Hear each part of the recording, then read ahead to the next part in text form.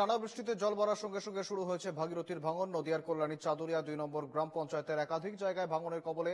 আতঙ্কে হরিতলা মন্দির থেকে মালোপাড়া ঘাটের বাসিন্দারা। ইতিমধ্যেই তলিয়ে গিয়েছে বিঘের পর বিঘা চাষের জমি। ভিটে মাটি হারিয়ে নিরাপদ স্থানে আশ্রয় নিচ্ছেন বহু মানুষ। বুধবার ভাঙন কবলিত এলাকায় যান রানাঘাটের পুলিশের আধিকারিকরা।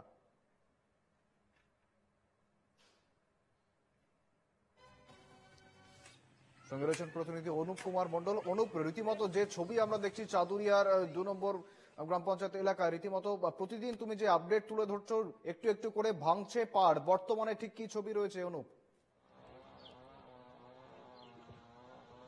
দেখো শুভেন্দুদা, তোমাকে প্রথমেই বলবো যে এই এনকেটিভি খবরের জেরে কিন্তু গতকাল কিন্তু রানাঘাট পুলিশ জেলার যিনি এসপি আছেন তিনি কিন্তু পরিদর্শনে আসেন। আর গতকাল কিন্তু আমরা এখান থেকে ঠিক 10 হাত দূরে ছিলাম।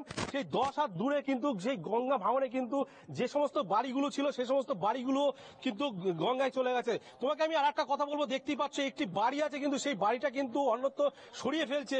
দেখতেই পাচ্ছ যে সাধারণ মানুষ কিন্তু রয়েছেন, সাধারণ মানুষ কিন্তু তারা এই বাড়িটা সরিয়ে ফেলছে এবং একদম নিচে দেখতেই পাচ্ছ যে কিভাবে কিন্তু খেতে বসেছে। এই বন্যা, এই যে যেভাবে ভাঙন হচ্ছে সেই ভাঙনের জেরে কিন্তু একদম অসহায়, মানে একদম তোমার কি বলবো যে অসহায় অবস্থায় কিন্তু তারা রয়েছে একদম। আজকেও কিন্তু দেখা যাচ্ছে যে কল্যাণী পঞ্চায়েত সমিতির যিনি সভাপতি আছেন কমল মন্ডল কিন্তু তিনি এসেছেন, এসে কিন্তু সাধারণ মানুষের সাথে কথা বলছেন।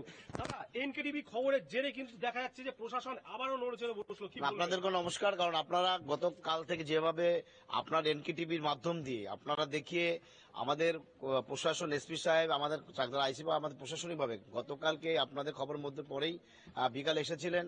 কিন্তু দেখুন, একটা বার্তা দিতে চাই এলাকার মানুষ আছে। কালকে যেখানে বসে আমরা কথা বলেছিলাম বিকেলবেলা সন্ধ্যেবেলায়, সেই জায়গাটা নদী গর্ভে চলে গেছে। আজকে আমার মা, বৃদ্ধ মা, দাদা খাচ্ছে, আর দেখুন মুখটা কত কালো, দেখতে খারাপ লাগে। ঘর বাড়ি ভেঙে ভেঙে চলে যাবে। আর বলে না, আগুনে পুড়ে গেলে, ঝড়ে পুড়ে গেলে অন্তত ভিটেটা থাকে।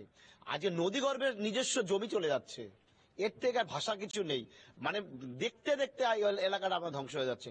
আমরা বারবার প্রশাসন, এটা দেখুন এত বড় প্রজেক্ট, কেন্দ্রীয় সরকারে যিনি এমপি রয়েছেন উনি কথা দিয়েছিলেন নির্বাচনের সময়, আমি মিথ্যা কথা বলছিলাম, বলেছিল তো মা যে এখানে আজকে আপনারা আমাকে জেতান, আমি তাহলে এখানকার বাঁধন করে দেবো, এখানে বাঁধিয়ে দেবো, আপনাদের ভাঙন রোধ করে দেবো। কোথায় সেই এমপি?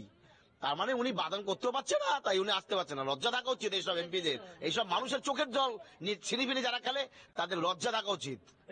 কি অবস্থায় আছে আমরা এখন? আমাদের এখন সে ভিটেই আমরা থাকতে পারতেছি না। এখন তো আমরা সে নদীর কুলি বাস করতেছি, বনের মধ্যে বাচ্চা কাচ্চা নিয়ে।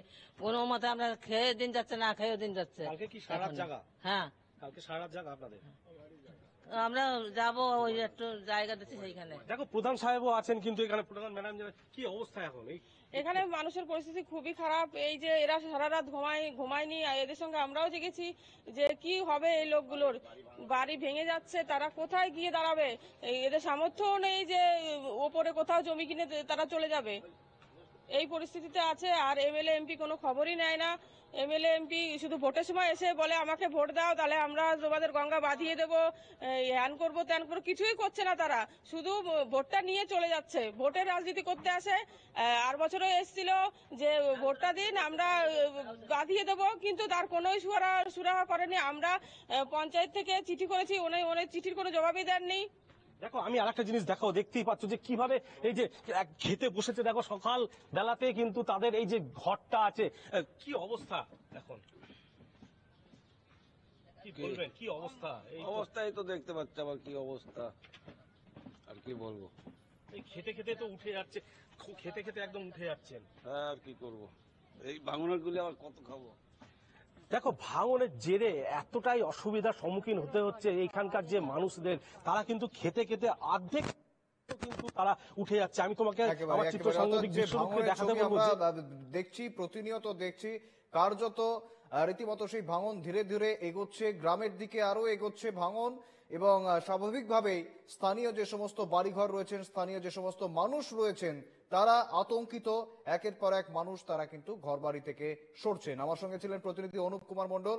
অনুপ, অনেক ধন্যবাদ তোমায়। আবারও ফিরে আসবো তোমার কাছে। ধন্যবাদ।